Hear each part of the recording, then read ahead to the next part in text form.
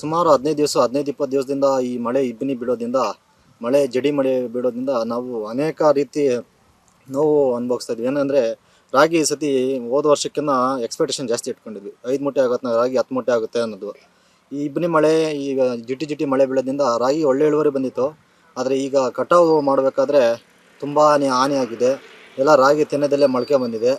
ಅದರಿಂದ ರೈತರಿಗೆ ತುಂಬ ನಷ್ಟ ಆಗ್ತಿದೆ ಸರ್. ಅದರಿಂದ ಇದು ಸರ್ಕಾರ ಇದಕ್ಕೆ ಗಮನ ಹರಿಸ್ಬೇಕು, ಇದ್ರ ಬಗ್ಗೆ ಮಾತಾಡಬೇಕು ಸರ್ಕಾರ ಅಂತ ತಮ್ಮಲ್ಲಿ ಮನವಿ ಮಾಡ್ಕೊಳ್ತೀನಿ. ಕಳೆದ ಬಾರಿಗೆ ಈ ಸಲ ಚೆನ್ನಾಗಿತ್ತು ಫಸಲು. ಕಳೆದ ಬಾರಿಗಿಂತ ಈ ಕಡೆ ಈಕಿತ ತುಂಬಾ ಉತ್ತಮ ಗುಣಮಟ್ಟವಾದಂತಹ ರಾಗಿ ಬಂದಿದೆ. ಒಳ್ಳೆ ಇಳುವರಿಯಿಂದ ಬಂದಿದೆ. ನಾವು ಹೋದ ವರ್ಷ 5 ಮೂಟೆ ಬೆಳೆ ಅಥವಾ ಈ ವರ್ಷ 10 ಮೂಟೆ 12 ಮೂಟೆ ಅಷ್ಟು ನಾವು ಎಕ್ಸ್ಪೆಕ್ಟೇಷನ್ ಇಟ್ಕೊಂಡಿದ್ವಿ. ರಾಗಿ ಮುಂಗಾರು ಮಳೆ ಚೆನ್ನಾಗಿತ್ತು, ಹಿಂಗಾರು ಆಗಿತ್ತು. ಅದರಿಂದ ಒಳ್ಳೆ ಇಳುವರಿ ಬಂದಿತ್ತು. ಆದರೆ ಕಟಾವು ಈ ಸಮಯದಲ್ಲಿ ಮಳೆ ಇಬ್ಬನಿ ಬೀಳೋದ್ರಿಂದ, ಜಿಡಿ ಮಳೆ ಬೀಳೋದ್ರಿಂದ ರೈತರಿಗೆ ತುಂಬಾ ನಷ್ಟ ಆಗಿದೆ. ತೆನೆ ಇನ್ನೇನು ಇವತ್ತು ನಾಳೆ ಕಟ್ಟಿಂಗ್ ಮಾಡಬೇಕಾಗಿತ್ತು, ಅದರಿಂದ ಎಲ್ಲ ಮೊಳಕೆ ಬಂದ್ಬಿಟ್ಟಿದೆ.